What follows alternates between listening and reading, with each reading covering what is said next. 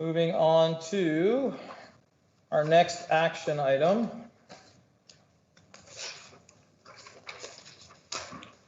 (4.2). This notice of motion is from April 6, 2021 regular board meeting. Trustee Agnew, would you like to read the motion? Mr. Chair, Yes, Trustee O'Brien. I object to the consideration of the question. I object to the consideration of the question.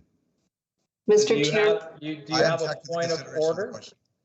could we have a parliamentary clarification? Yes, Mr. Kapoor. Yes, Chair. Trustee O'Brien is objecting to the question. To the consideration of the question, Mr. Kapoor. Yes, he's objecting to the consideration of a question, which is in Roberts. It doesn't appear. It does appear in your list. It would require. I'm just checking if it requires a seconder, but it would require a 2/3 vote against consideration of the question. Parliamentary, Mr. Chair, could I ask for an understanding of what it means, the object to consideration, and what the implications are? Definitely. So once Trustee Kapoor gives us the answer on whether it needs to be seconded or not, we'll ask your question. Point of privilege, Mr. Chair. Yes, Trustee Guzzo. I don't. What are we considering? I think I might have missed something. Trustee O'Brien has moved a point to consider. I object to the consideration of the question. Right. What question? Of the motion. Of bringing the motion to the floor. Yeah, question and Yes. motion are the same word. So, Chair, the trustee is objecting to consideration of, I presume, item 4.2. Right. And that does not require a second. It is not debatable, and it would require a 2/3 vote against consideration to sustain the objection and prevent this motion from being considered. Which would be, in this case, would be 6 or 7.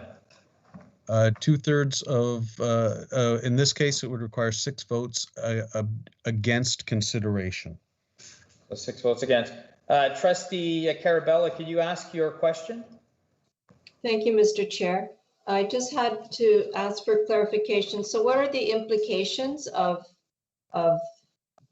this object to consideration? Parliamentary Kapoor? Yes, if the objection to the consideration is sustained, that is, there's 2/3 votes against consideration, then the main motion is dismissed for this session, which would be this meeting. Parliamentary opinion, please, Mr. Chair. Do you have a clarifying question, Trustee O'Brien? Yes, Mr. Kapoor, if it does sustain, that is, if the 2/3 does go through, will it appear on the minutes, this voting? That is, the vote we would take to object to the consideration, because the item is being removed from the table completely at this session. Will the vote actually register on the minutes? I would advise, in my opinion, the vote on objection to consideration would be recorded.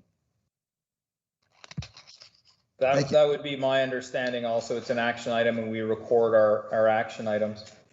To clarify. Mr. Chair? Please, you go ahead. Sorry. I would like this fully explained to me, exactly where it is in the bylaws and what this means, because I need to understand this, and I think that it would be imperative that the people listening in understand exactly what's happening. So if I'm having a difficult time understanding it, and you know, I'm not an expert on the bylaws by any means, but I'm fairly familiar with them, I think others will. So, and I need to be able to vote on this accordingly. So I need to understand exactly what's happening, and I don't. Understood. So Parliamentary Kapoor, can we read the bylaw and then maybe you could give an overview try and impart an understanding of the motion itself or the action itself. Certainly. Point of order, Mr. Chair. The parliamentarian can't read the motion. The motion can only be read by the chair. He is not reading a motion. I asked him to read the bylaw. Your point of order is overruled. Motion. Your point of order is overruled. Trustee Parliamentary Kapoor, could you please read the bylaw and provide an explanation? Thank you, Chair. Bylaw 1010, in order of precedence, lists the motion objection to consideration, and that it has been moved appropriately at this point, and states clearly that that it's non-debatable and requires a 2/3 vote. I think what I'll do, Chair, is just read section 26(1) of Roberts. The purpose of an objection to the consideration of a question is to enable the Assembly to avoid a particular original main motion altogether when it believes it would be strongly undesirable for the motion even to come before the Assembly. That is the entire part of paragraph 26(1) of the motion. If the recommended format, Chair, is that you ask the question, shall the motion be considered? And if there are 2/3 in the negative, then the motion is not considered for the remainder of the session. Meaning that it will be moved to the next session? I would suggest, Chair, that it would need to be brought forward again as a new item for the through a notice of motion or through discussion if it was germane at the time. Exactly, yes. Mr. Chair? Okay. Pardon me, Trustee O'Hearn-Trinalta, I didn't hear you. Thank you, sorry to interrupt. If I could go through you, Mr. Chair, I just need Mr. Kapoor to, he read the reason for an objection, and I didn't quite get it. He kind of cut out in and out for me. Could the reason for bringing something forward, an objection, what is the reason for that in Robert's rules? With your permission, Chair, it is the purpose of an objection to consideration is to enable the Assembly, and presumably the person who raised the objection wishes to avoid a particular original main motion altogether when it or the person believes it would be strongly undesirable for the motion even to come before the Assembly. Thank you for clearing that up. Thank you, Parliamentarian Kapoor. So just to confirm, so for this vote, I will be asking, should motion 4.2 be considered? That would be the correct way of wording it. So if you vote in favor, then you're voting for 4.2 to remain to be considered. Is that correct? That is the recommended way of putting the question, yes. Okay, so we'll move to a recorded Sorry, vote. Mr. Chair. Point of clarification again. I'm sorry.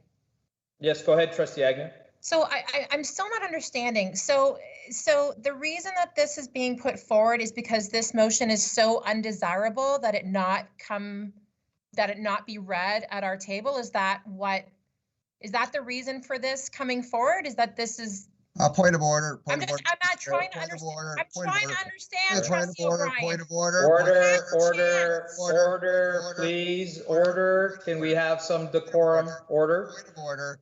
So all trustees have a right to exercise the bylaws and their rights as they see fit. It is in our bylaws. It has been moved appropriately, so it is well within a trustee's right to do this. So unless there is other clarifications, we'll move to vote. Point of order goes over her questioning. Point of order. Sorry, I was ruling, Trustee O'Brien. So do you have a point of order that you'd like to state? Yes. Please state it. Is that it was stated very clearly, and this is Trustee Agnew is asking something that was stated very, very clearly. She's questioning my bringing this forward. That's what's behind her. So I want you to rule on that, please. Yes, so trustee O'Brien, I did rule against trustee Agnew's point of order when I said that is well within a trustee's right to move this objection to consider. It's in our bylaws. It was moved forward correctly, and I'm prepared to take it to a vote. Then let's take it to a vote. Thank you, Mr. Chair. So again, what we're voting for is should motion 4.2 be considered? In favor, obviously, is you're in favor of the motion being considered. So trustee, I see in the chat box, trustee Agnew would like it, you would like a point of privilege, you would like it explained again, or explained more clearly?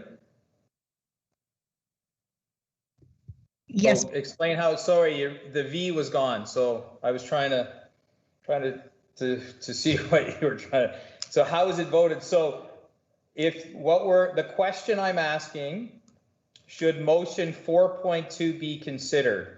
So if you want 4.2 to be considered, you would vote in favor.